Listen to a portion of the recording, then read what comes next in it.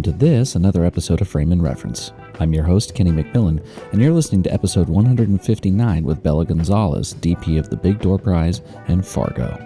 Enjoy.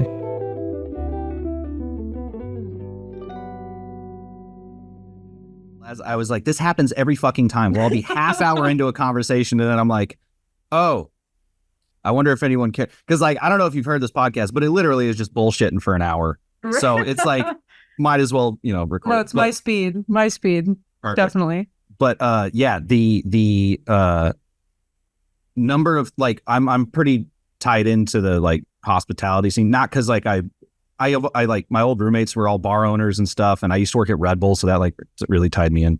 And I was talking to my friend Devin, who helped found, like, Death & Co. Mm-hmm.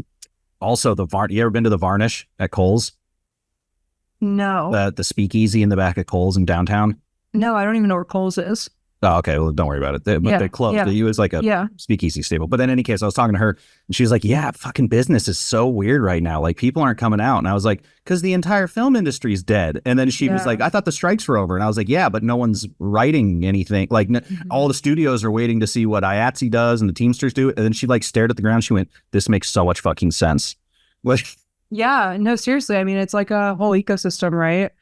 Our whole entertainment ecosystem that, like, how much money we spend when we're shooting. I mean, just like, even gear or vendors or, I mean, you think about all the people that got affected by this, and I think about all the crew 100%. But, like, as a DP that has formed connections with some of my vendors that I've, hold true to my heart, like, that was really hard for me. Because, if there's nothing for us, there's nothing for them. And they have to, like, and the good ones have, like, paid their employees through it and, like, really kept everybody afloat. And I have a lot of respect for that. But I think it definitely took a larger toll that I think probably people are calculating into effect, right? Just like that, just like it affects people outside of our industry.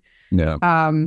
And so I think it's weird. Like, anytime I hear the mainstream people talking about our strike and what we want, and I find it so funny because I'm just like, it's funny that we're part of making things that everyone consumes and, forms opinions on or, attributes their life to. And then all of a sudden people are kind of talking about our lives and how, what we want out of them. And I find that really interesting. And just hearing about what people kind of think. And usually people are like, yeah, of course they deserve that. Of course that's right. So it's just nice to, hear everybody else from the outside. Yeah, the one thing, I fully agree with you. The one thing that always confuses me is when angry people, it's only online. Well, that's not true, actually. One guy was spouting off the other day at Tiny's, and, like, it's just like, well, dude, he works at ESPN, and he was just like the angriest man. All you Californians are sending all your fucking people. And I was like, dude, what are you mad about? And also, that's not true. California is the fourth stickiest state in the union. You're complaining about people who moved here and then left. Yeah. All my friends from Texas who moved here and the strikes happened, moved straight back to Texas. And then they were like, I'm never leaving Austin. And then came straight back when the work was here. Yeah, exactly. I mean, it is kind of like one of those places. I mean, that's our industry though. Like, think about all the states. Like, I've been in the industry since I was 17 years old, and I've seen states blow up, and, all you're doing is working in that state. New Mexico, Louisiana, like, all you're doing is working there. And then all of a sudden the next place becomes kind of the hotspot. Atlanta now, like, I, without trying, just booked 3 jobs in a row in Atlanta. And that just became my 1.5 2 years, just ended up being here. And so it was the place to be for me. So, like, our industry changes like that. And I think people before this maybe thought, like, Hollywood was immune because it's like the center staple. And I think nowhere is immune is the reality. And I think if anything, LA got hit more being the example, right, of what, we're trying to do and what we're trying to get and whatever. But I have hope. I think our industry will change. I think there's, as generations of people go through, I mean, things already changed, right? Like, whenever I go onto a set with a newer generation of filmmakers, you can already feel the difference in the density in the room, in the air in the room, in the ambience, and how sets are run. And so I feel like that will change and grow. And that's all I can hope for. And, that people like me and my generation of people that will kind of push forward, will push, like, just a more livable kind of industry. Because I think that we have the best job on the face of the earth. For sure. And I just think that, we should be able to like love our job and really work hard, but also like get to live our life outside of that. I think that's important. See, that's the thing that I was about to say was when you hear people who don't know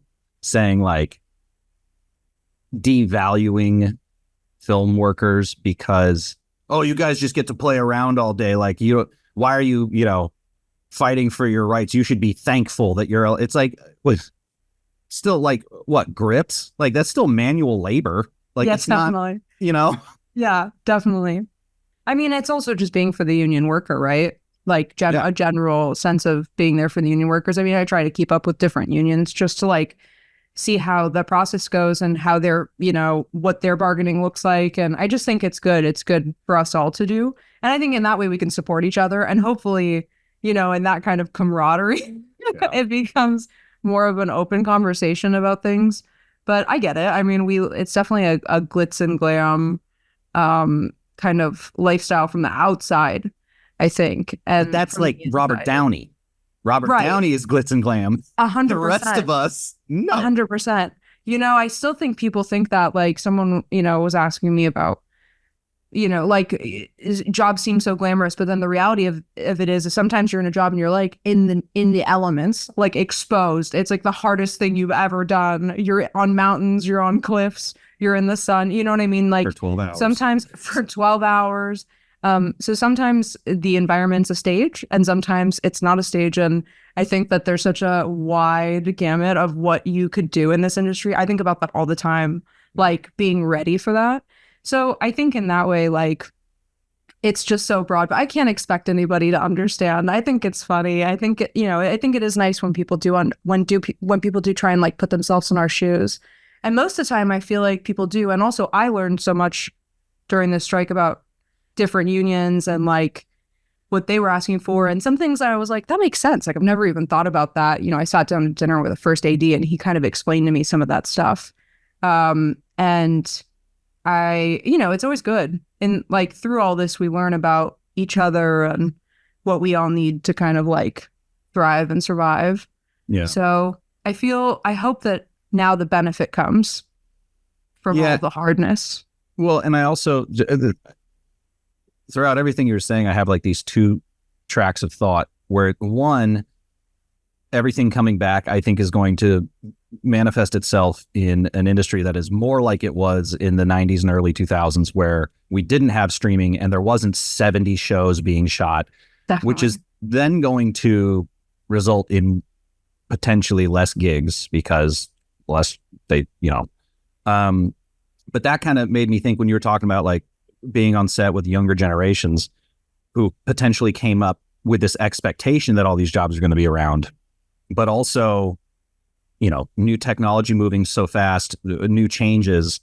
Do you find that the old heads who have this institutional knowledge that have, honed it over many years, that is so important, and yet information is so freely available? Do you see the younger kids coming on and going like, I know what the fuck I'm doing? Or do you find them kind of deferring to these potential mentors, as it were? I like to think it's probably a mix of both. Mm-hmm. And I think that probably because my world is definitely a mix. I mean, I came up under very talented technicians that have been doing this since they were my age ago. Right. You know what I mean? And I really value that. But I value filmmaking. I value the history of it.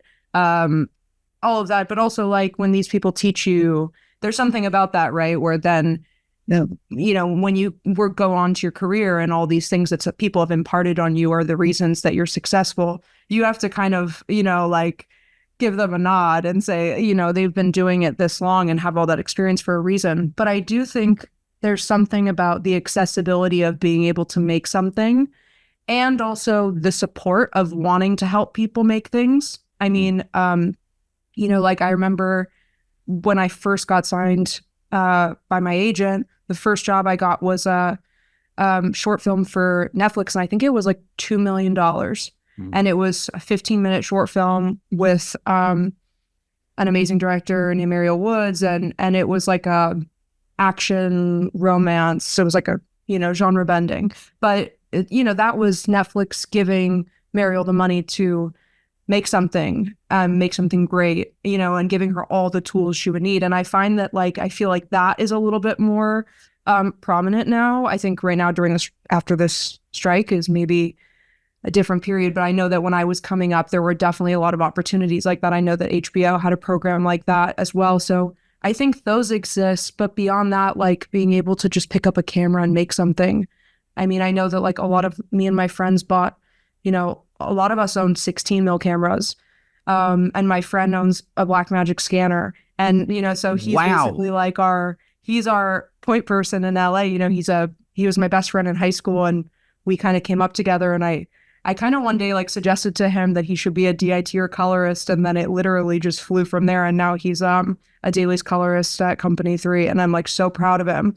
But he owns a Blackmagic scanner. So, but all of this happened because we just wanted to be able to go shoot our music videos and short films on film and not have to get insurance and like, you know, so it becomes buying like old Russian 16 mil cameras, you know, that's what he does and fixes them. And, you know, so I think that accessibility, that access to like, I mean, I read a lot of like, I think I read a lot of reference books, a lot of lighting reference books and camera reference books and conversations, you know, and I think like I have it on my iPad and I have it on my phone.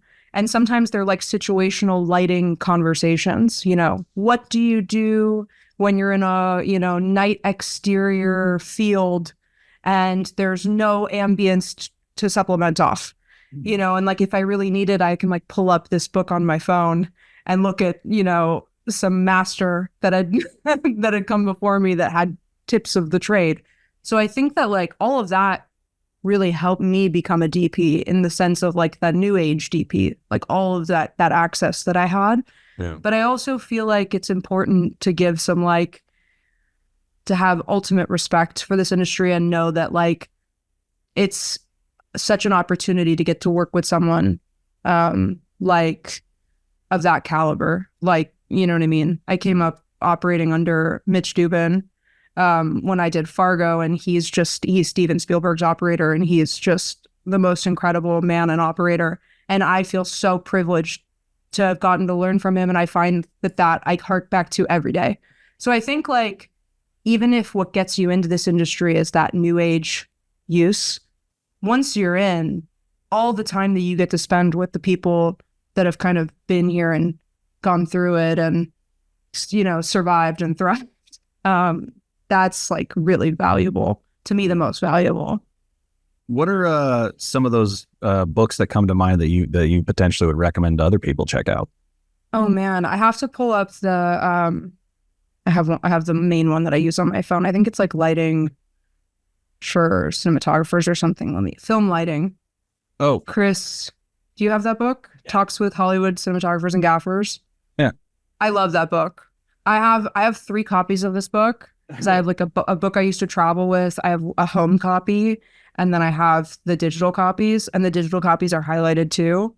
But like, that's why I love the Kindle, because then you can kick yourself out a PDF of all your highlights and just keep the cliff notes. You know, like I just think it's so good to, you know, think about, if anything, just the exercise of thinking about how other people are doing things. I think it's really important in like how you develop your own sensibilities. And luckily, like I've got to do some of that on set, but like that book has just some like iconic cinematographers and gaffers. And also I find that like gaffers have so much insight into what was done and how they did things that like, that really interests me. And, you know, I came up as I think like a camera side DP because I came up as a utility and I operated.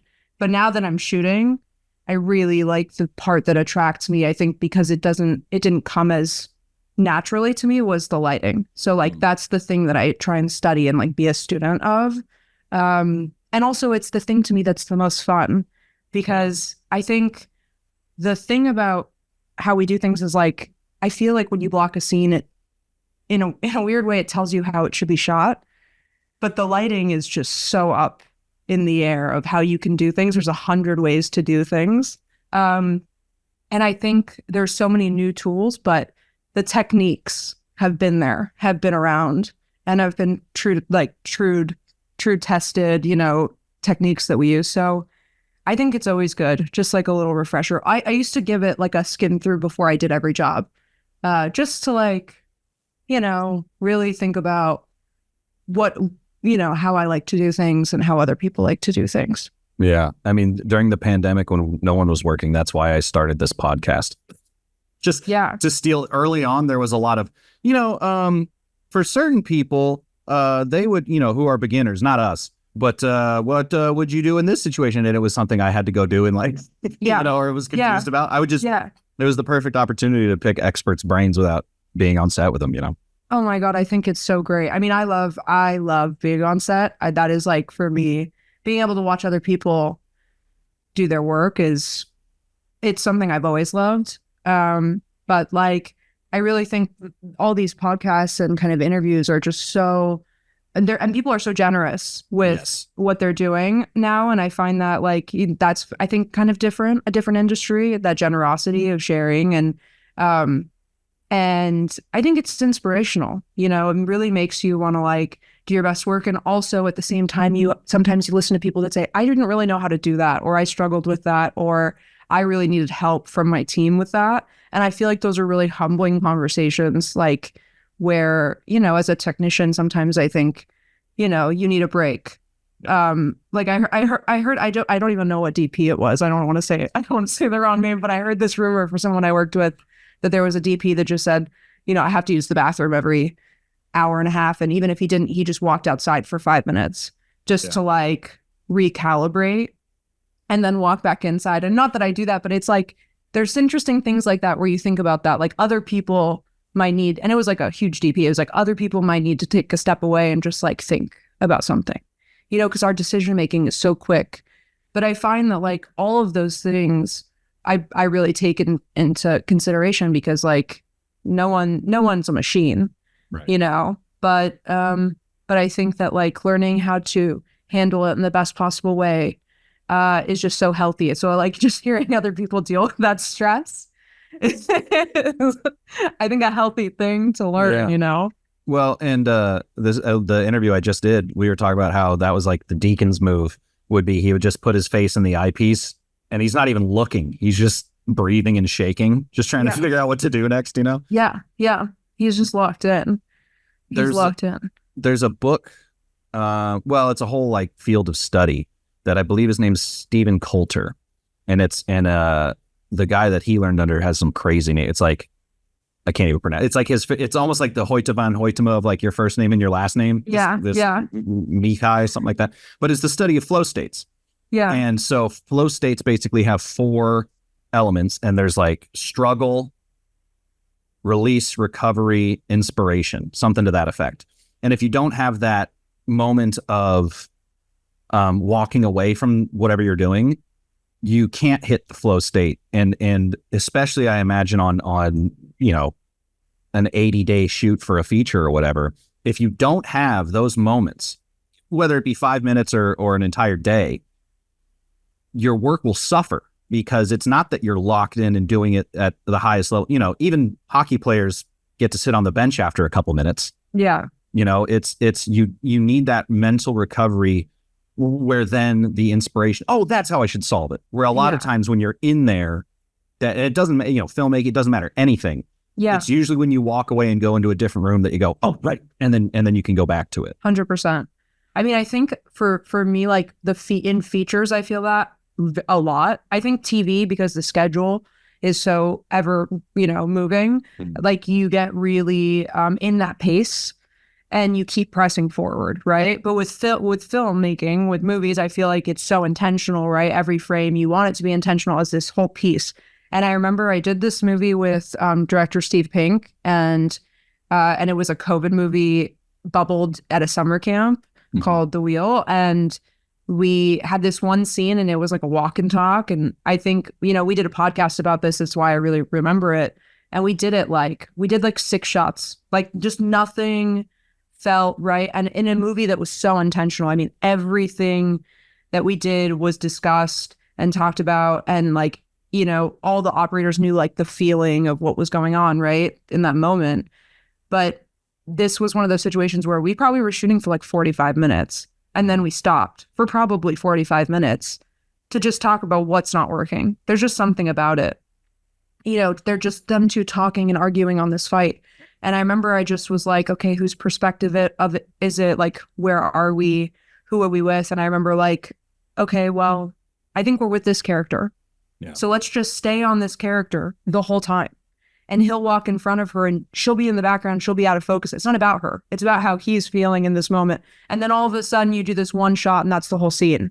Right. And it just took that 45 minutes of like, let's sit down and actually ask ourselves the question of what is the right move to make to tell the story.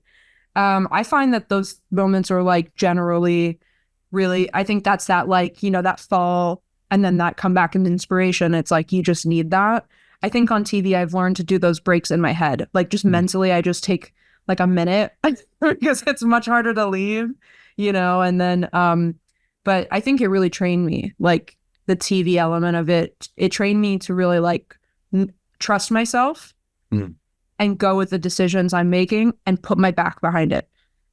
So that later I'm not, questioning myself or wondering if I should have done it another way. I'm just like, this was the way with the time I have and the equipment I have and the people around me. This is what I'm going to do, Well, there.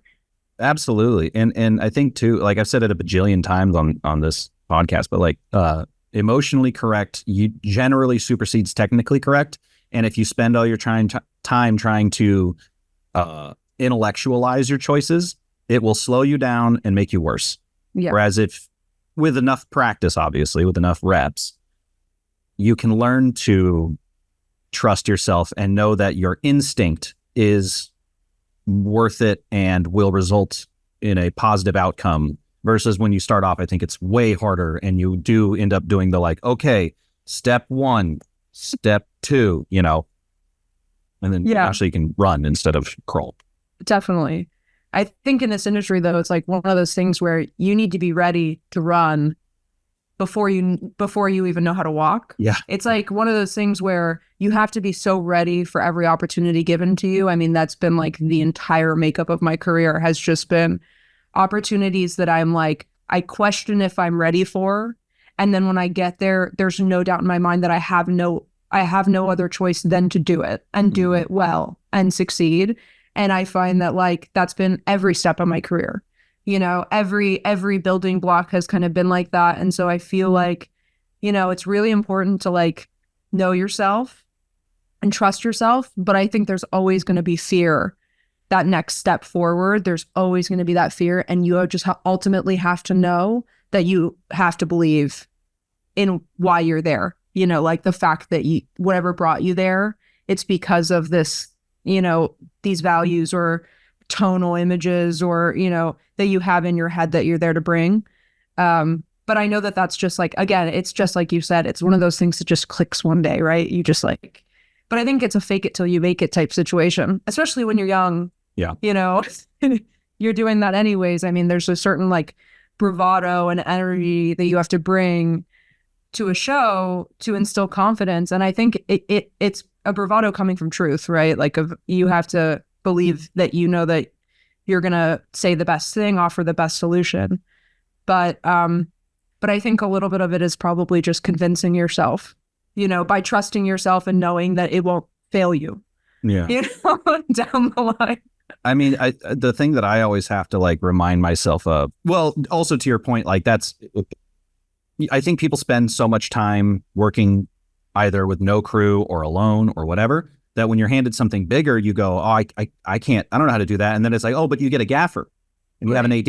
And it's like, okay, all right, I can decentralize this command a little bit and and focus on it's like the first time I ever officially had like a good gaffer, suddenly I was way more relaxed. Like, yeah, of course. I mean, for me, it was the release of the A camera operator, right? Like I was one of those people because I came up operating and I loved it so much. I love being, I love being tied into the camera. I love being so close to actors and being like tied in that way. And it being in the stance. Like I love that. I have a lot of respect for it. However, Mitch Dubin made me promise him that I would use A camera operators, so I would keep the entity of an A camera operator in filmmaking as we know it, so that, because, and it's really important. It's a really important job. It goes beyond, so much more beyond the job of just like panning and tilting and creating a great shot and executing it highly. Like that is half of the operator's job. Yeah. But half of it is running the set effectively and like pushing everybody to do their best work, so that when you and the director, you're like you're almost one stage ahead, you're one note ahead. They're either talking to the actors and you're looking at what your next shot's going to be, if it's going to be the turnaround, how are you going to do that? All these things that kind of push you forward to have an effective, successful day. Like an A camera operator brings so much. So when I started having, an A camera operator that I was using, over and over, who understood me, understood my style, knows how to talk to a director, knows how to speak with actors, and like, set themselves up for like a beautiful moment. To me, that was game changing. And that really was like the next level for me in terms of having someone to collaborate with. And that's really not a skill that we have naturally. I think that everybody underestimates is like speaking with operators about what you want, how to communicate what you want in a shot. I think it sounds a lot easier than it is, but it really is a skill. And I think if you have operated before and you kind of understand how to like put the camera where you want to, or what tool you need, it definitely helps. But I think, trusting people, and also like really effectively communicating, which is so important in this industry. But it's definitely like a practice and a skill. And the more I work with DPs, like I just did a show, and the two DPs I was working for, like they were both operating DPs. And I'm not like that. And we would have conversations about it all the time. Like they would be like, oh, I just wish I was like, there, like, cause it's part of their process, sitting, at the camera in the room and looking around and kind of experiencing it. That's people's process. And mine is different, but I think I respect it heavily. I respect that other side of it. And I don't even understand how they do it, really. I've done one movie where I've operated and shot, and it was unbelievably difficult. Yeah. So, but yeah, I think it's that whenever you hit those next steps, it's as hard as they get.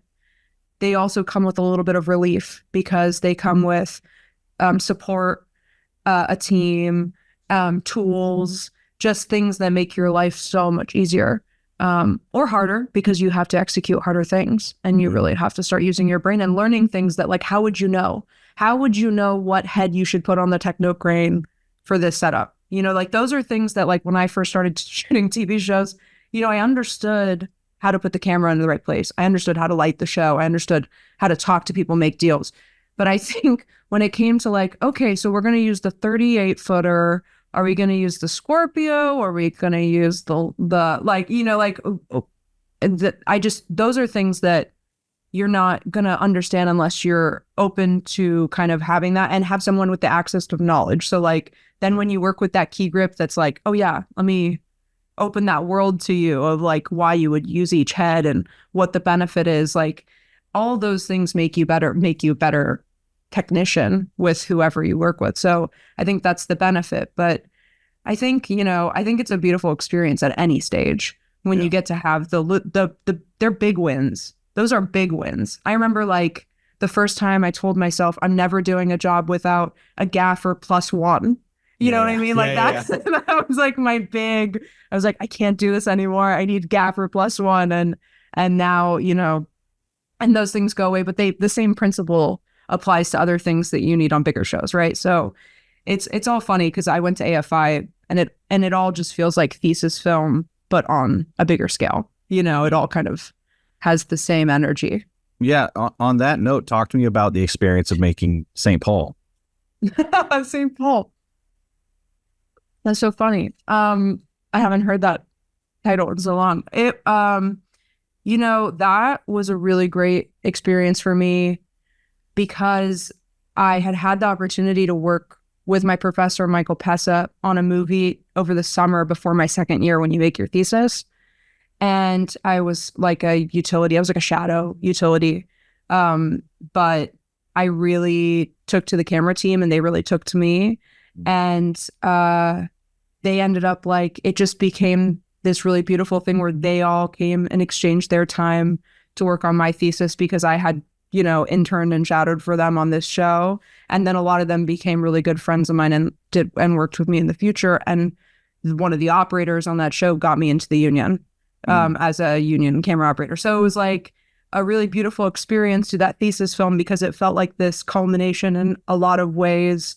Also Jeff Webster was the gaffer on it, and he's the gaffer on Mandalorian now, and he did Legion. And it's this really crazy timepiece for me of like all my friends kind of coming together to make this movie. And I worked with director Al Kalick, and we wanted to make something, it's funny, what you want to make and what you make are different, but we wanted to make something kind of I don't know, thought-provoking, and and I think weirdly I feel like it was a movie that we made earlier, and I feel like now it's just so it's so applicable, but I haven't seen it in a long time, to tell you the truth, but it did feel like the culmination of that moment and the start of the next part of my career, because then all those people kind of worked with me on my first feature after that. So, just like beautiful steps in the process. Yeah. It's funny. Every single DP that I've interviewed who has gone to AFI has like, it does seem to, back when I think we're roughly the same age, like back when we were kids, everyone's like, oh, you got to go to USC. And now I'm learning like, nah, it's pretty much AFI is the cheat code. Like that seems to be how you jumpstart your career if film school is for you. Yeah, I mean, I didn't know if I wanted to go to film school. I realized I wanted to be in film when I was 17, and I didn't quite know because I knew that I could go right into the industry. I had that in. Mm-hmm. So I could do that even though I was so young, or I could go to film school. And I went and did this movie. My first full feature in the camera department was on this movie called Shot Caller. Mm-hmm. And I remember I was like, my life's mission, that job was to not only like figure out if this was my place in the world, like on set, but also ask people what they think about if I should go to school or not, or what their experience is and what they did and if they regret it or if they liked it. And I got so many mixed opinions, but this is like classic film story. But like, I'm 17. I don't know what everybody's doing. I'm just talking to everybody about what they're doing. And every day I'm talking to this, this man. Every day I'm talking to this man about films and, music and life. And I really enjoyed every conversation. And then I would run away, when I'd get a call in Milwaukee. And one day I was talking to him about school and talking to him about USC. And he was like, yeah, we might have to talk about that. Like he worked in the Peter Stark producing program. So, like it was just one of those things. And then he ended up writing me a letter. So then I thought I wanted to go to USC. And then, and I went to City College. So I got my associate, but I didn't have my bachelor's. Mm-hmm. And another DP basically suggested to me that I go to AFI, which I didn't even know was a possibility because it's a grad school. Right. And so I was kind of like USC AFI. And when I applied to AFI and I went to my interview, and it's so funny, they were like, you're too young. I was like 19 at the time when I applied to AFI. They're like, you're too young. You haven't done enough school. You don't have enough experience. And I was sitting there like with a big smile on my face, like, yeah. And I got You're so right, bestie. Yeah. Yeah. Because my thing was, I knew that this was what I wanted to do. And I knew that was a good place for me to be. And so I was 19 at AFI, and it was crazy. And I think that they've upped the age, and I think that that's good. Mm-hmm. But yeah, it was like a wild experience. And so for me, I thought USC was it, right? And then I met this guy that, so I kind of thought that was the path. And then when I kind of got introduced to AFI and just how discipline oriented it is, I mean, I'm like, I'm not a very schooly gal. Academia is not meant for you. No, definitely not. Definitely not. So like, same. But there's something weird about when you're going to school only about what you love, and that school is very academic. I mean, like when I was there was like a lot of, you made like a 200-page book about every film you made, with photometrics and, story talk and technical prep and story prep. And And it was a lot of that. But I find when it's like something you love and you can like put yourself fully into it. And I told myself if I was going to go to that school, I was going to get the most out of it I possibly could. But like, I think it's great. I think either way is great, either going into the industry or going to school. But I can tell you that I feel very lucky that like I started early and that I got to where I was in my career before the strike. I feel deeply for those people that were just starting to get into the industry, didn't really get their foot quite in, and then the strike happened. So I think if like you're one of those people, I think that school is really great because you're also, the best thing about it is you're meeting 250 people who automatically think of you as this role that you want to be. Yeah. And when you leave school, that's like a really important thing, to have people that believe in you and know that you're competent and like talented. And so I think it's great. I really do. I'm excited to like maybe go back soon, and it's been a long time. Yeah. Yeah. One of the worst things that you can do is leave any film school and go, and I'm a filmmaker. Like, oh shit! Like, what part? Just in general. Like, but the thing is at AFI you fail so hard all the time. Like I say that on behalf of all people that went to AFI. Like, you fuck up so bad. You make the worst mistakes. Here. That's fine. You make the worst mistakes at AFI. I mean, like, it's so funny because the first thing you do or at least when I was there, is you watch a reel. You watch everyone's real day. Right? So you get a feel for everybody, and everyone's super talented. And then you watch their first cycle. Our first cycles were all so bad because you're all trying to like flex on people and show your skill, and you lose everything good about what you've ever done, right? Because you're trying to like be something you're not. And then by the end, it is like a beautiful thing. By the end, you start to see people being like, no, I'm just going to do what I want to do, but elevated and gone through some definite work and like learning. And but yeah, I mean, it's just nice to see it. Also nice to see other people working that came out of school with you. My best friend is a DP also, and she just shot a feature. And so just really nice nice community. Yeah, to your point about working young, this is my Nardwuar moment. Tell me about your relationship to this camera. Oh my god. my Mamiya RZ Pro 2, RZ67 Pro 2. I'll tell you what, I had to put this fucker on because I can't tell you how many rolls I've been through where I forgot to pull the dark slide. So I need to like remove before flight. It is thing. Yes, definitely. Yeah, no, that's good to have. I've definitely shot many a roll in that camera, and but that's part of film. Like, I always think that's just, it wasn't meant to be. It's part of the charm. Didn't happen. It's part of the charm. Like, I talk about that all the time. I'm never upset over a shot I missed. I think it's like they're beautiful moments. But I love that camera. That's so funny. I bought that camera from a famous portrait photographer that I'm forgetting his name. When I was 17, I like showed up to Venice to buy this camera off a guy from eBay, and he showed up and he was some famous portrait photographer, and there was a roll inside. And I literally, when I went home, and I never developed it because I felt like I was 17. I felt like it was this invasion of privacy. Also, I knew that I looked him up. I knew he did nudes. I was like, I don't want to see some sure. nudes. Boobies are scary.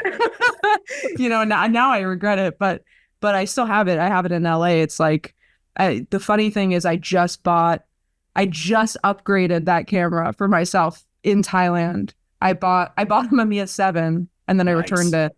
I returned it. And then it was having issues, and I bought a Mamiya 6 Autocrat, which is this, the little square cameras. And I also bought a Plabel Makina. And that was kind of like my homage, my growing moment this year from that camera is like, I want a version of that camera that I can like take around with me, because there was no bringing that camera to like the jungle. You know what I mean? Dude, I used to do street photography with this dumb thing. Me too. It's so funny because whenever you get that camera, you fall so head over heels in love with it, because it is one of the best cameras of all time. I really do think that. And so you go, okay, I'm going to take it everywhere. And then your wrist starts just slowly breaking down. It's so funny because I'm like I'm like 5'3", and I used to travel with my backpack, like wherever I went for work with that camera, my Leica, like probably a point and shoot, and like 4 cameras in my bag, and probably a big Polaroid, like a peel apart Polaroid in my bag, and just like, rock down the street with like 60 pounds of cameras in my bag because I wanted that camera so badly. You know what I mean? But I'm really excited to go back and shoot that camera at my house. A lot of things have been really special that have been documented on that camera. Yeah. Some like album covers too, and stuff of like music videos I shot that I would maybe pop off like a Polaroid, and then I'd give it, I was shooting film sometimes, and I'd like pop off like a little quick exposure test, and then give it to them, and then all of a sudden I'm like, oh, that's so crazy. I you know how it's got the like, I don't have the whatever these little connectors are for the strap. Yeah. Why the fuck? So, No. but I got an Ernie Ball like elastic guitar strap, and I put that on either side of it, and then just like bolted it down. And that's awesome. Because the elastic would kind of like give you a little extra forgiveness. Yeah. And I think Ernie Ball's the only company that makes elastic guitar straps. Yeah. But yeah, that was my move, carrying this dumb thing. Or just absolutely, like, if people have weird necks from looking at their phones, I've probably got a lump back there from just hanging this dumb thing off my neck. Well, do you use the top? Do you use the top that pops open? That's top finder. Okay, so mine has like the viewfinder. The viewfinder, the big old honkin', parallax finder. Yeah. And that thing alone is like 6 pounds. Really? Yeah, and it's not like, I think that setup with that elastic strap is like perfect, right? Because you're looking down. The other one is like, you're like this. So you're like, you gotta... and at the time, I mean, I was operating, I was carrying a camera all the time. So I was like, I can handle it. Now, I don't operate anymore. So like, I don't have that strength inherently, but that's so funny. I love that camera. I really do. That's phenomenal. It's one of the best ever. The one thing that certainly took a while, because I don't think you experienced this with the viewfinder, is having everything be backwards. Yes. And like trying to figure, you want to go left and everything goes right. You try to tilt and everything goes, like, being able to do that quickly. I would always hand it to people and be like, first of all, it looks 3D in there, which is cool, just to show people. But then it's like, all right, try to frame up a shot. Dude, the worst is a test. I tried to do it. I've got the waist level for my Nikon F2. Yeah. And cool.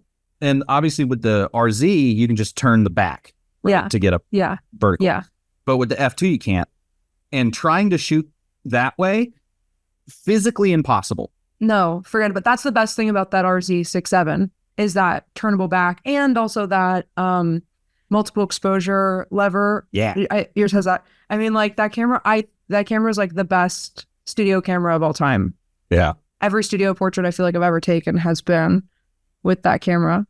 Yep. No, Sam. Yeah. And then now I have a Fujifilm GFX 50S. Awesome. With the Midicon 65.95, I think it is. And the look is pretty similar to the RZ, or like any 6.7 format. Yeah. Yeah. I love 6.7. 6.7 is my favorite. That's why I got the Plaubo Machina, which I'm obsessed with in every way physically possible.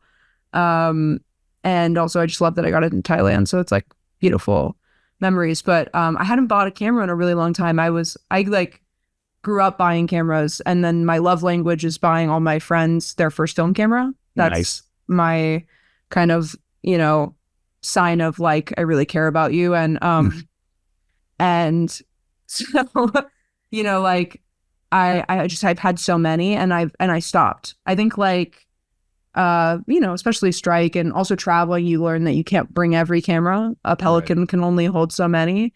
And even then, like when I went on location on my last job, I still brought 6 cameras. Yeah. Like from Bangkok to Krabi, I still brought 6 cameras. So, it's an addiction is what it is, an expensive addiction.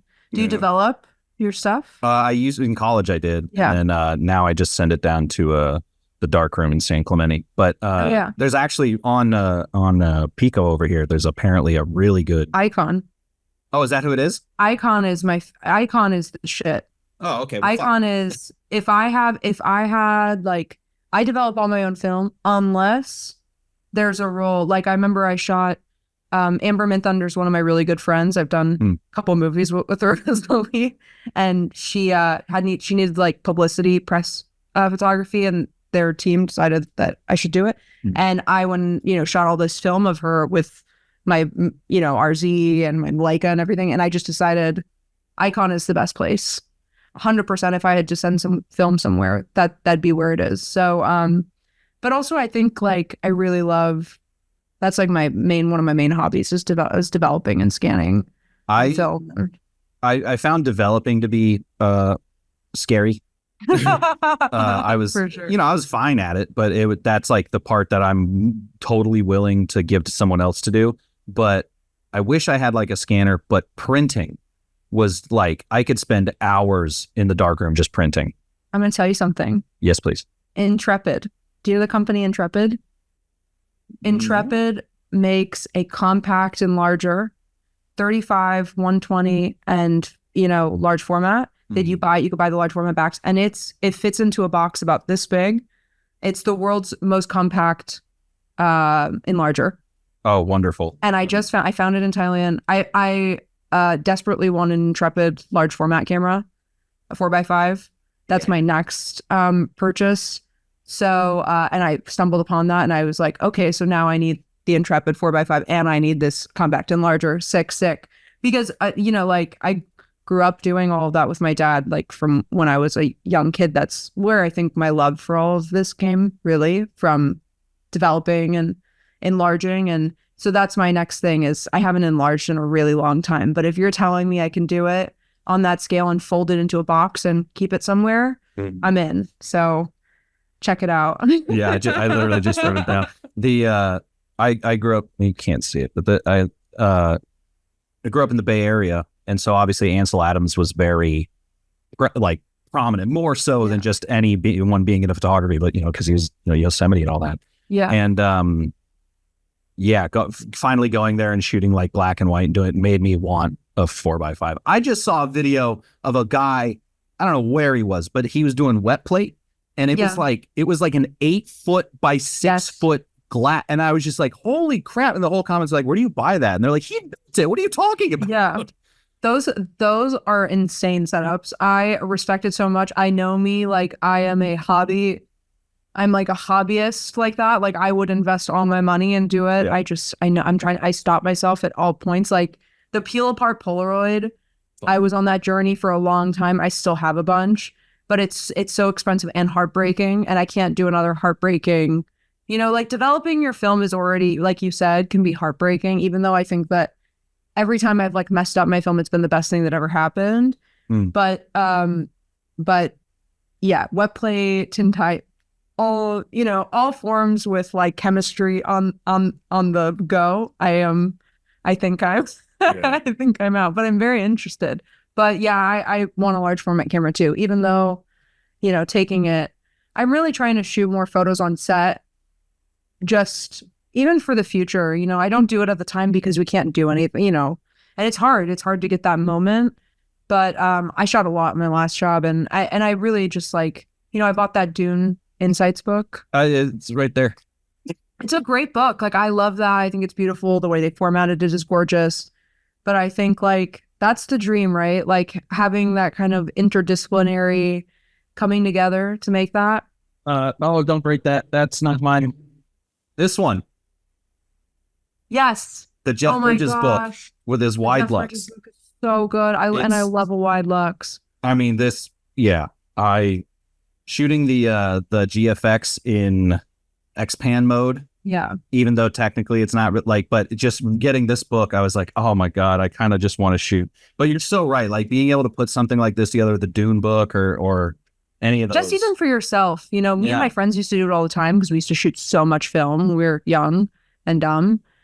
And just like, rolling through it. And now I'm like more careful about it. But I think they're important like timepieces in our life too, and where we are as artists and how our eye develops. And, like ultimately a goal of mine, of course, one day is like ultimately make some book, whether it's like compared to some movie or TV show or, but I really love it. And I think it's like a beautiful practice, even just to give to like a director that you worked with, you know, or an actor or actress. Like, I think that that's really special. Yeah. I got to send you the photos I took in high school when I first bought that RZ. Yeah. Because Ektar had just come out, and I was very excited I about shot it. so much Ektar on that camera. That's so funny. But just seeing like teenage boys being very dramatic. Like I've got this great, like my buddy was in a metal band, and him and my other friend were just holding these rabbits. Just look like you know, light instead of lighting bizarre. a cigarette, lighting a flower. You know, we took the back seat out of my Expedition and put it in the middle of the road, just because that depth of field. You know, we didn't even have good digital cameras at all. Like the 5D hadn't come out. You know, 1DX my buddy's dad had, and of course that was like a $20 billion camera. Yeah. So just seeing that at the time, you know, medium format, but in our heads, large format. Depth of field in the middle of the street was just so, or just like, you know, getting that fetishistic shallow depth of field was just a mind blower to us at the time. No, it is. It's like, it's magic. It's also like reminds me so much of like something I'd see on Flickr. You know, like when I was on like Flickr, like 30 under 30, and you're like, I want to be on the 30 under 30, like trying to get this, you know, this trying to use our camera at like that minimum like shallow depth with like some glass in front of it, maybe some water or a leaf. Yeah, you know, 100%. So funny. That is unbelievable. Yeah, I was on the Flickr and the DeviantArt because that's the DeviantArt was fun. You want to talk about your show? Sure. Do you have to go to it? I just realized you're posted for now. No. Sure. We'll make it quick. Just because I am interested in, and I'm sure you've talked about this before, in any other interview you've done, but the combo Big Door Prize Fargo thing has got to be a very gratifying body of work to have out at roughly the same time. Yeah, you know, it's crazy because the strike happened and I had just done all this and I had worked for like, I want to say 3.5 years straight. And then and I was like doing the last job in Atlanta before the strike happened. And so I've been really fortunate to have all this, you know, work. And then I did the strike and none of it was out. And there's something about that where it's like years of work. You can't promote it. Yeah. You can't promote it. Then you got nothing going on. And then all of a sudden, when I left to Thailand, then, you know, Fargo came out and that was already great and exciting. And then, I went to Thailand and Big Door Prize came out. And then at the end of my time in Thailand, me came out. And so now I have like this cornucopia of great, great things that I'm very excited about and very grateful that are out. And it's also just so relieving, right? Like after that period of time to be able to see the fact that you went and did something creative and also for me, like all of those shows were really all different, but all great experiences. And Big Door Prize, particularly season 2, was the most fun I've ever had on a TV show. And it was like kind of the consensus of the crew. I mean, it was like, I love Chris O'Dowd. Yeah. You know, big IT crowd fan. Yeah. I mean, like, you know, you let us that way. And he was just really great guy. And, you know, it's such an ensemble cast that like, I'm so grateful that all of them are just such beautiful people and like bring something new and exciting to every time we have to, you know, go into a room with 14 people. I mean, like that is an overwhelming task, and just having like a laugh every time from someone new because they're trying something is a really beautiful experience. And like, you know, we did dress up days and really fun. We did a donut eating contest. You know, like, I mean, you know, like that was the thing. Like, that's where I think the new element of the industry comes in, right? Like, I am old school as they come. Like, I love reverence. I love that, you know, the silence between pictures up and rolling, like all those things I love. But also, I really believe that, like, we can also have a really good time doing it. So, like, if we're all dressed up in Western wear as we make a really emotional Western scene, you know, homage, like, that is cool with me. I love that. Yeah. And that's like just a big thing for me with like both that and me, I think is, you know, because I got to be at the helm of both that and season 1 of Me. And so I got to like bring all these people in for my team that to kind of cultivate an energy that really was just beautiful. Great. Like we have videos of all of us line dancing together on set and just really, you know, and I think it really shows up on the screen. I think that like there's like a technical ability that's on the screen, but I also think that there's just like a general love for each other in the show and the amazing writing of David West Reed that really come through this season. And I tried really hard to like really finesse and be intentional with every decision this season in terms of the look, because, you know, it was the next stage. It's literally the title episode of our second season premiere. It's how are we going to make this show even better, even greater, even grander than it was season 1, which it already was. And I was very lucky to be a part of that with Adam Silver. So, you know, and I brought so much of Fargo onto Big Door Prize. I mean, I bring Fargo onto every job that I do, I think. Yeah, my first thought before I get to that was I made a joke in my head that like if the producer came up with the cowboy, everyone wear a cowboy thing for Cowboy Day idea, it's like in the back of my head, it's like if they were smart, it's like just in case there's a crew member in the shot, no one will notice. You know what? I thought you were going somewhere else, and I was going to tell you a story. Maybe like maybe a just you and me story. Okay, yeah, all right. Put a pin in that.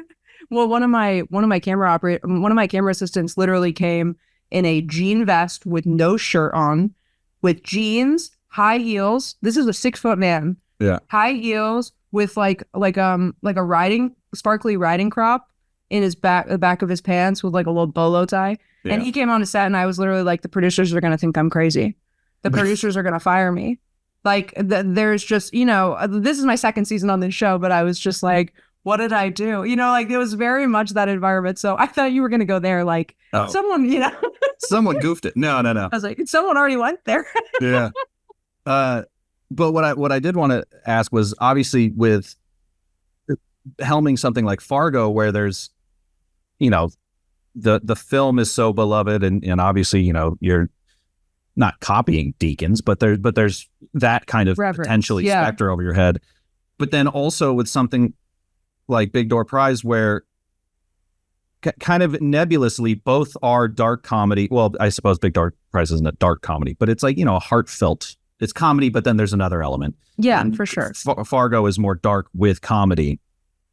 How, you know, I noticed in Big Door Prize that it's like very low con, very colorful, but still has good, you know, like contrast in lighting. Whereas Fargo's a little more like traditionally lit, I suppose, in terms of color and stuff. But I was wondering, like, in what ways did you see them kind of blending visually, and in what ways were they disparate? And also, what were those things that you were saying? You know, you bring Fargo everywhere. Like, what were those lessons and whatnot? Yeah, well, like, I think no matter what season of Fargo it is, and no matter what the general look ends up being, I mean, in every season they kind of really find something interesting to kind of like dig into. I know for, you know, season 3 they like didn't have a blue channel at all color wise. You know, they took the blue channel out. So it's like they have really overarching creative ideas and concepts that link to every element of the show. But I think what does stay the same is like that Coen Brothers-esque movement of the camera and how to tell the story and general lensing. I think that it harks from Fargo lensing, the movie, and then I think the TV show, though, has adapted and become its own language and really has these kind of rules that we adhere to most of the time to keep that kind of like cohesive, you know, really polished look. And then also at the same time, it's like when we're not doing that, when we break that convention and we go the polar opposite way, it has this massive effect because the visual storytelling has just departed so much from where we kind of have been. And I think that's like a really big element in Fargo, right? Is like when you departing big and really making it something of a spectacle. And I felt like, you know, Big Door Prize in this way was like this very like real world, but also it's not. It's like a little bit sci-fi, you know, it's a little bit grander. And so I was like, it's the real world, but if there was a machine that gave you your life's potential, right? So it's like, I wanted it to feel a little bit surrealistic, a little bit elevated, almost, a little bit like almost like something's wrong. Right. It's not so natural where we should feel comfortable all the time. There's just like this element of artificiality, right? And that doesn't exist in Fargo. But I think what does exist in Fargo is just this classic element of storytelling, putting the camera in the right place with the right lens, the right distance from the actor. I think there's very specific lensing rules in Fargo. There's very specific ways that we move the camera.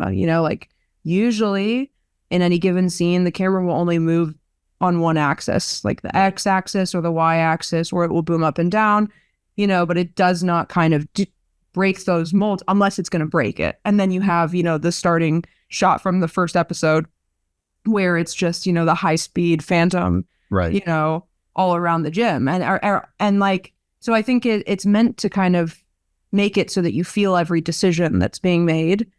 So then I really wanted to take that intentionality into Big Door Prize. So like, I think they were similar but different. I mean, I chose the lenses that I chose for Big Door Prize, the focal lengths for the lensing, because I wanted it to be wide enough where when you were in a medium close-up, you could see the physicality of the actors, because it's a comedy and there's so much physicality and timing in it. So for me, that was really important. Also, I felt there was something about with the large format, about the way with that lens that it almost felt three-dimensional. Yeah. It and in that way almost landed to this like kind of artificiality, and also like really singling people out to be in their experience.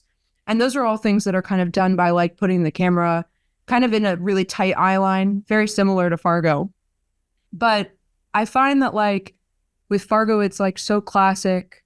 If it can be done in one shot, tell all the story in one shot, do as much storytelling as you can with all the elements in it. Mm-hmm. Production design and wardrobe and lighting and camera and sound and, the way it's edited.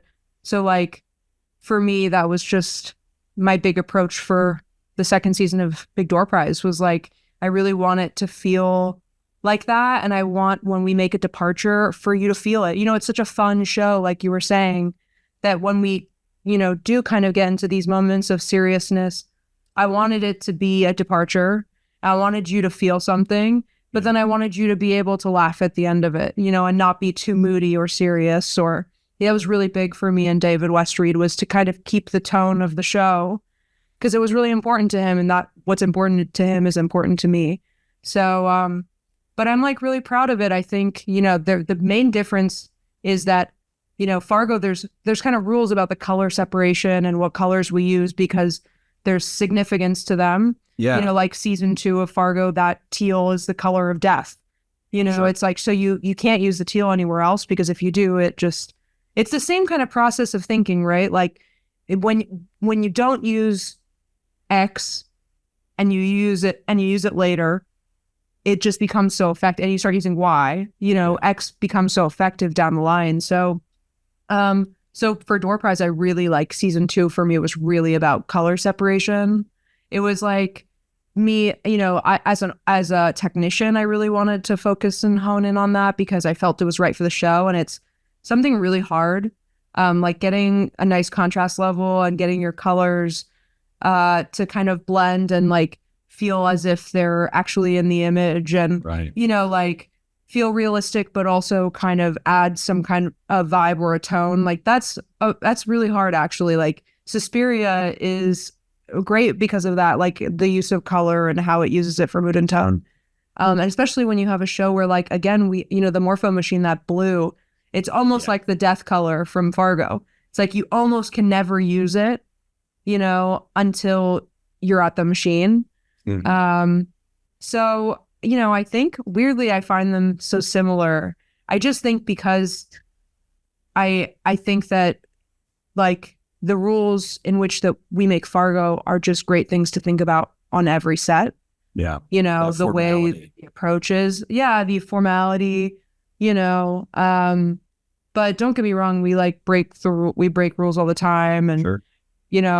So, but I think that, yeah, I've learned so much, and like how we move the camera. Like I put my camera is almost always on a Ronin and a black arm and a dolly, just so it can move. It can freely move and do the right thing without being, like dependent on dance floor or track or sliders. It's just a good dolly grip, a good operator, and a good shot. You know what I mean? And that's definitely something I've picked up from like the Noah Hawley Fargo camp. It's like, that's a very big way of moving the camera for them. And that's how I did all of Me, that TV show I did all 10 episodes, and all 10 episodes I did with me, Michael Dowse, the director, and the A camera operator, Andrew LeBoy. And we like never left that. We just moved the camera all the time to tell the story. As many scenes as we could do in one shot, we did in one shot, just because if we could tell the story, that was like a win. That's all we wanted to do. Cut the fat, you know what I mean? Just like say it in the best way possible. Well, and also it's the classic editing thing of when you cut to a different angle or whatever, that's where the audience feels they can breathe. And if you do everything in one shot, they just naturally lean in and listen harder and like wait for that subconscious nod that you're allowed to, check out a bit or whatever. And by doing it in one shot, it does force the audience to pay attention. Yeah, there's something about it. Something about pace. Pace is so important. Yeah. I've been talking about this recently because I've been doing these and people ask me about my inspirations, and it's not a new obsession, but I've had this slight obsession now with Guy Ritchie movies. Oh, sure. Yeah. And the pace. I find the pace really exciting. And I think it's like stylized and intentional, and the pace is good.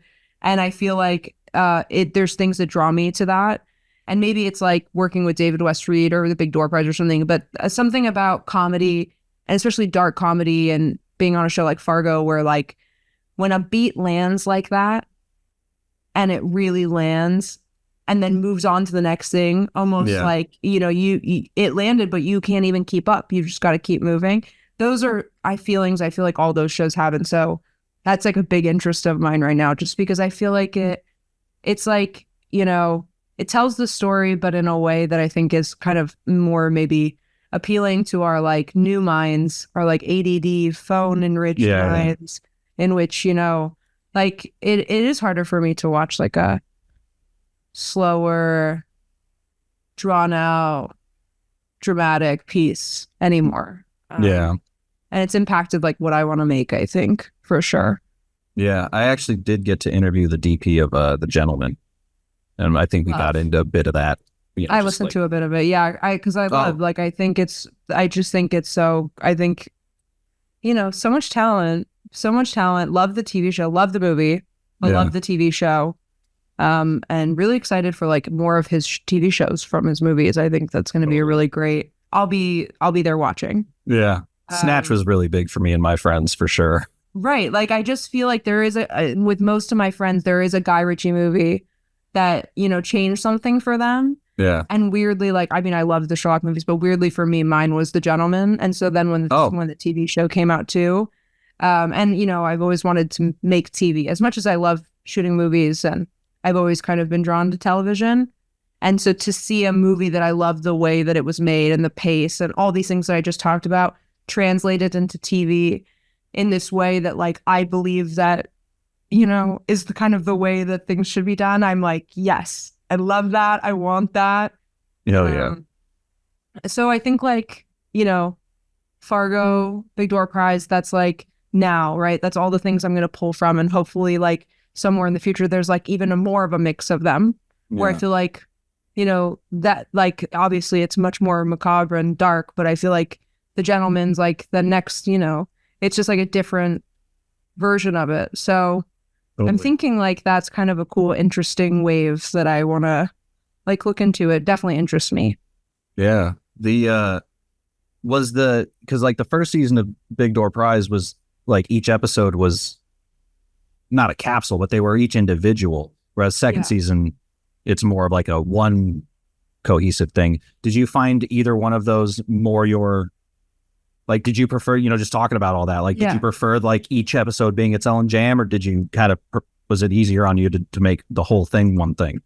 I loved them both for different reasons, and I loved the order in which it was, right? And you wouldn't do the other order, but what was so special for me was like my first episode of Big Door Prize was episode 3, which was Jacob was the title, and it follows Sammy Forlas, who is just like an unbelievably talented person, and a very awesome, great guy, and basically we made that capsule together, and that was my first episode. We shot the block, obviously, but Right. it was my first episode to air, and it was really special for me because everybody had a certain visual distinct language that we were kind of establishing between me and Adam. And Adam established a lot of them in the first episode, but the person that I really got to establish first was Jacob.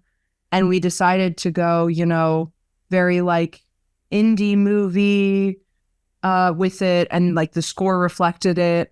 And, there was like no handheld in the show. And we decided that we were going to have these like little moments of handheld, and we were going to, we were shooting anamorphic, and I really wanted to like put diopters on and be on a wider lens with a diopter to be really close, because the whole episode's basically like a walking panic attack. Right. It's just like, constant, just internal stimulation for him, and going through everything he's going through. And like it was, I think one of the first episodes I submitted for awards. And so it was like very meaningful to me. But then, like now looking at season 2, my favorite episode of season 2, I think, is an episode I did with Jordan Canning. It's episode 6. And it's like this, it's of the season. I think it's Jacob's episode. It's him and his dad. And it's 2 visual languages that me and Adam set up. Adam set up this like Western homage aesthetic for Bo, the father. And I'd set up this like indie aesthetic for Jacob. And so it was a really fun exercise because I got to, the whole thing I wanted to do on the show this season was, we knew where the characters got visually by the end of season 1. Right. But everything had changed by the end of season 1. And now we're in a whole new place. And then by the end of this season, we're going to be in a whole different place. And I really wanted to be able to track visually how people are changing throughout the season. So it was really important to me to like start where we had left off. Yeah. And then visually make that progression. So by episode 6, I felt like it should have been like halfway between the 2. And then I felt it really special that, the episode, starts with Bo, ends with Jacob, and ends with Jacob in this really beautiful, like indie moment in this camp, like in front of a fire, in front of his house with his dad, and this bonding moment. And so, and visually I love it. And it's, I think, an elevated, sophisticated version of the prior season. Yeah. And so for me, what I love most about it is the growth that I see, not just in myself, but through like us as a team, as a show, and, and being able to get deeper. But I think that I think maybe season 2, just because, I got to push myself and challenge myself, and then push my the other DP on the show, Darren Moran, just like Adam Silver had pushed me for season 1. Adam told me, he's like, you push me and I'll push you, and you push me further, and we'll just keep going like this. And so I kind of said the same thing to Darren, and I really wanted to make this big push to kind of go somewhere. And I'm just really proud of it. Like when I watched season 2 and knowing what season 1 and how we did it and the schedule, and I just, I feel a lot of pride, because I feel that when I watch it, I know that people worked the hardest they could have worked with what they were given. They did the best, the best job possible. And I feel like if you can leave a show and think that everybody has given their all to something, it's just a beautiful experience. Yeah. And it also makes me think of something that I heard someone discussing recently, which was like, when all of these sort of studio films come out that are micromanaged, they don't trust the creatives to do what they do. The issue isn't necessarily the micromanagement. It's that we all get into this industry, like we were saying earlier, it's not the glitz and glam. It's the creative problem solving with others and progressing in your craft that makes us willing to work 12 hours a day for potentially a rate that you don't want or whatever. And when the micromanagers come in and tell you what to do, you've taken all of everything that makes it worthwhile away. Yeah. And then it becomes a hostile environment that maybe you guys are trauma bonding over, but it doesn't. And then the end product suffers. Yeah. I definitely think so. I definitely think you see it. But also it's like, I think in order to get the real vision of what people are doing, you really have to be able to have conversations, ask questions, and kind of move forward from that. And like, that's all you can ask for, right? But I really think it's like a simple yet very important premise of like how we have to go about doing our jobs. I've been really lucky where like I've worked with amazing people that have been supportive and like I feel even more lucky because I'm young in this industry. On top of being young, I'm a woman and like, being, sometimes I have people that work on my team that are like, that tell me that joke that I said earlier, you're my age ago, and we work together. And so I feel very lucky that in my time in this industry, as it's changed and evolved, definitely as our industry has evolved, but I've really been grateful to kind of have people that are willing to trust me enough to give me the opportunity to show them. And once I show them, I find that then we're working as a team.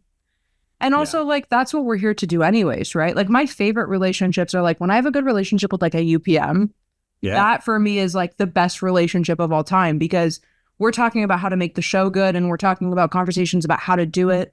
And maybe you've been around and a suggestion that I haven't thought of. And then we can have that kind of brain exercise. Like I had that a lot with, Matt Spiegel on the Big Door Prize. Like I had that kind of those conversations daily.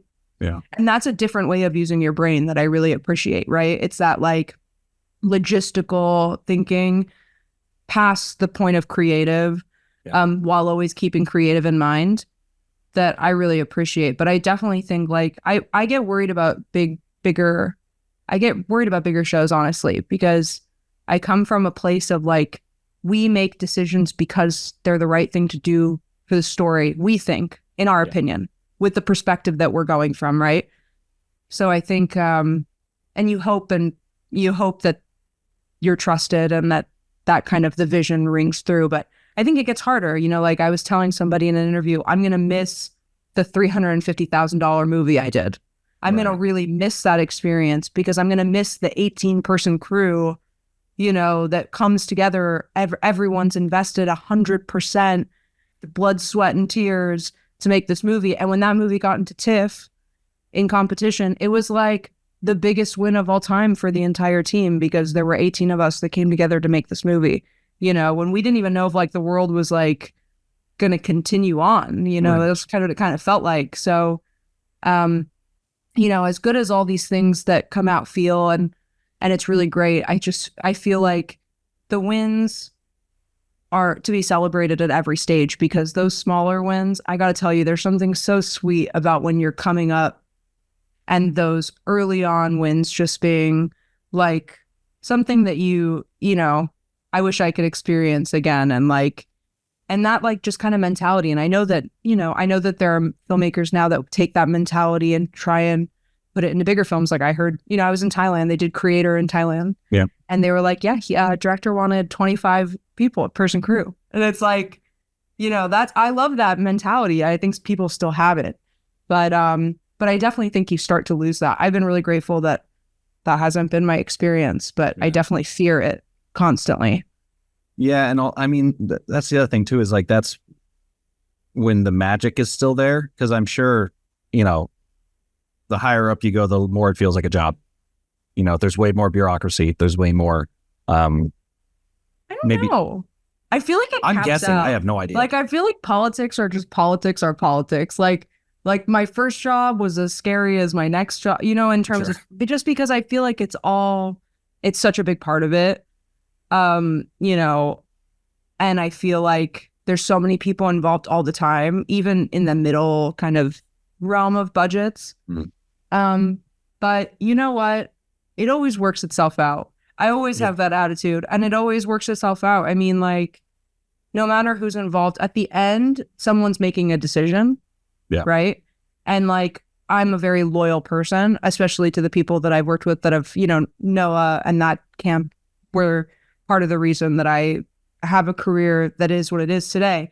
So like I owe a lot to those people, but like I'm very lucky that like I get to work with people like that, where we have a leading, like a guiding voice that can kind of take us through. And I think that's very big now, right? Like the showrunner, the showrunner kind of led shows are really kind of becoming like our staple. Like I think all the things that are winning awards are just very strong leaders that are kind of taking us there. And for me, like that's what I thrive off of. I only want to be a DP. I don't really have a greater, like, this is what I want to do. This is my dream job.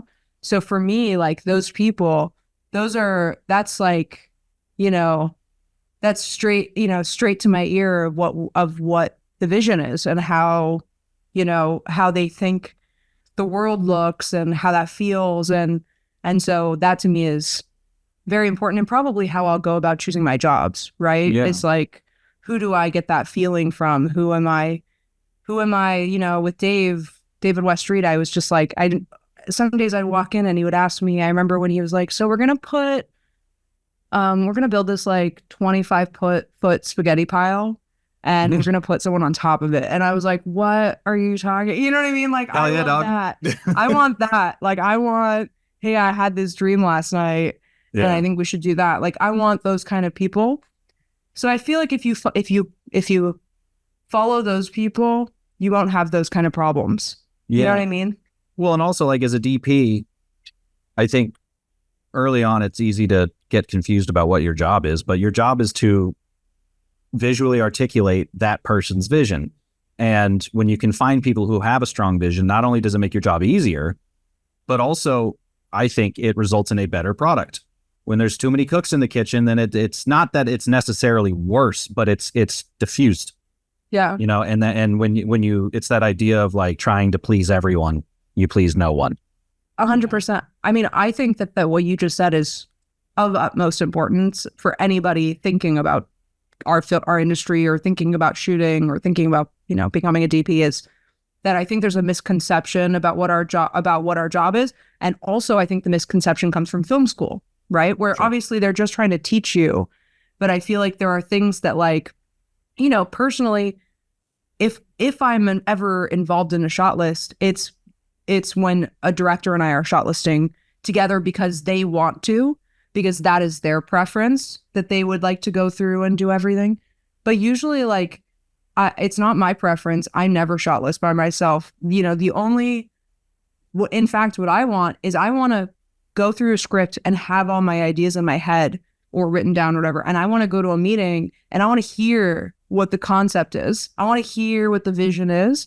And then I can, take it in and ask questions and form my opinions and form kind of like a breakdown in my head. And then at the point in which I feel like I understand the vision enough to be a helpful voice, then I can say, well, what if we did this? Well, what if does this work better for this scene later because we have to, maybe we'll get there.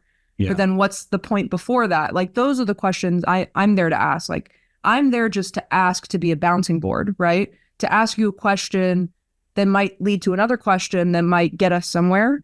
Yeah. That's where I feel like my place is here, right? And then obviously to technically achieve what I'm asked to be to do. And that is a massive part of my job. I mean, for Door Prize, like the end sequence of the finale was basically a one line in a script that was like, they fight or whatever. Yeah. And I was like, well, what does this look like? And my showrunner was like, well, and and I know what that means. And it's still getting formulated. And I remember like I went to our production designer with like a drawing I made on a napkin. And I was like, hey, do you think like this is it? And she's like, yeah, I do. And then we went to the showrunner and I was like, you think this is it? And he was like, yeah, I do. And so, it's like, and things happen like that. But like it, and that's like the beautiful part of our industry and our process and like a team, right? Like it was just, and support and trusting the people around you. Like, I don't know if that would have been cool with any other team, but the fact that we all kind of were thinking about brainstorming on how to do this and, we have 2 weeks left and how are we going to realistically make it happen? And technically, like photometrically, you know, like that's a big thing for me. Like I tell people all the time, like I don't have a whole lot of other skills, and I'm not very good at math, but when it comes to photometrics, the math in my brain kicks in, probably from shooting film, you know, probably undoubtedly from shooting all those cameras. Yeah. So like, and that's what I like. We're like engineers in that weird way, or we're not, or we depend on people that are much better at figuring out this stuff than we are. And our genius is bringing them onto our shows to work with us to make us better. You know, I mean, that's a huge part of it too. I mean, I try and do that. I try and work with the best people I can at all times. You know, why wouldn't I? Why wouldn't I surround myself by people who know much more than me about what they're there to do? Dude, one of the worst things in the world is being shackled to someone who gets not nervous, but like defensive when someone knows more than them or like has a better idea, and then they shut it down just because it's not their idea. It's like, oh God, you're making it worse for everyone. No, you know, this is another thing I kind of like preach is like, I don't even know if it's picking your battles or like just learning how to take a deep breath. Like for me, the thing is that I really understood, and I've worked with so many great directors, and I have so many great relationships with them. And I have to believe that that's because it's all those things we just talked about, like all that trust that I have in them and their vision. And therefore I am there for them. And I think that they know I'm there for them. Right. So by not questioning everything, when I do ask a question or when I do make a suggestion, I find that almost never is it shot down because I don't ask for very much at all. I'm only there to be helpful and to execute. Right. So when I'm like, I think this is where the story is, almost always will they at least take a step back and think about it and ask themselves if it's the right question. You know what I mean? But like, I think that that's a really important skill to learn. I think that that's how we are the most beneficial. And I think that's how we add ourselves into the screen. I mean, you know, even if you have a director that puts the camera in the exact position they want it, you still have half a job. You still have lighting it to however your heart desires. I mean, I was blown away that on Fargo, you know, also like in, you know, film school, they tell you you're going to talk to the director about how you're going to light everything, and they're going to tell you the mood and tone. And like, that doesn't really happen all the time in TV shows. You know, it doesn't. Most TV shows, absolutely none at all. No one will ever tell you what it needs to look like. But like on Fargo, I remember my first day like coming up and like nobody was like talking to me about, you know, like no one's going to tell you like we wanted to Do look they like hate this. me? Yeah. You know, you're just like, you read the sides, you watch the blocking. You're like, okay, I get it. I think I know how that feels to me. And then you just do it. Yeah. You know, so there's so much to our job that if you know, for me, that director, camera operator relationship is so important. Like if that relationship exists, it's not because, you know, you're not part of it. It's because they're really going to work to tell the story in the best way possible, but also a camera operator is going to push the day for you. And like, there's all these things. And then you can go work on all the other stuff you have to do. And like taking that little bit off your plate, I feel like, you know, also then suggestions can come through the operator and like, you know, in this ecosystem we have, but like, I feel like there is, you know, we have our positions for a reason, and we're there to be artists and there to be collaborators. But like for me, the best part of being a DP is working with everybody, is the collaboration of the team. Like, I think that's why this is the job for me, is like, I don't know if I ever want to squad less than 50 again, 60 again. You know, like I love like my riggers and like, those are all, just because I know that I couldn't do it without them.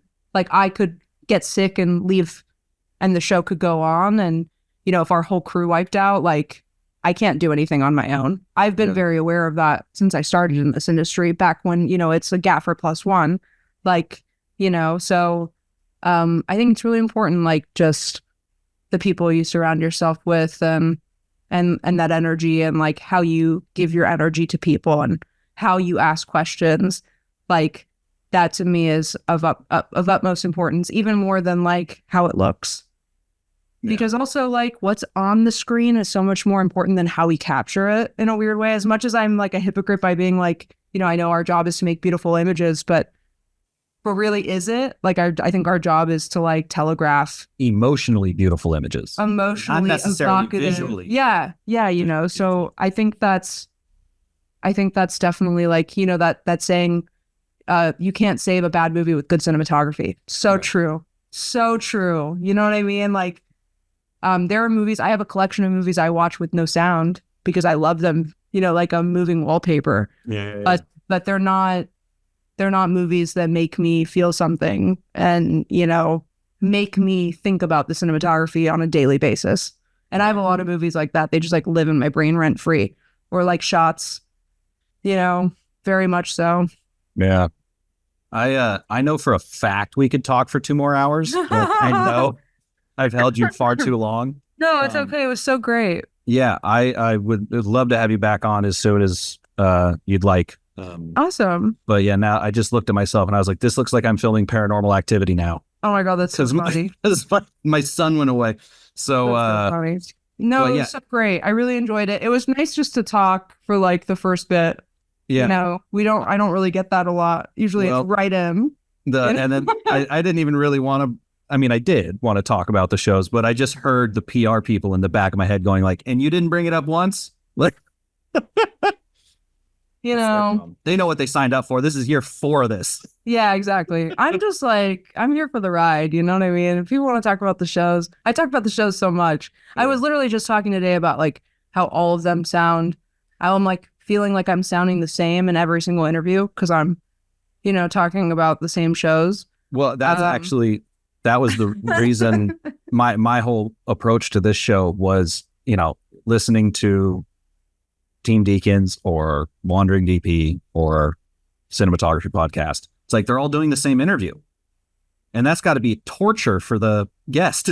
So it's like, all right, no, come on. My original idea actually for the podcast was it was supposed to be like structured around the idea of like, what are the conversations like when you go grab a drink with someone? Yeah. And then they're kind of like this though. Mine are kind of like this. yeah, you know, it's same. Mine are all like this, like distant friend that you've been on different continents for the last 2 months, 3 months. Yeah. Like it's very much that like world catch up / what I've been doing Yeah. / what I want our world to be. You know, it's very much in that kind of. Oh, we solve a lot of the world's problems on this show. Let me tell you. But yeah, I'm going to let you go, but please stay in touch and love to have you back on whenever. Thank you so much. It was great to meet you. You too. Take care. See ya. You too. Bye. Frame and Reference is an Owlbot production. It's produced and edited by me, Kenny McMillan, and distributed by Pro Video Coalition. If you'd like to support the podcast directly, you can do so on Patreon by going to frameandrefpod.com, where you can get all the episodes, and clicking the Patreon button. It's always appreciated, and as always, thanks for listening.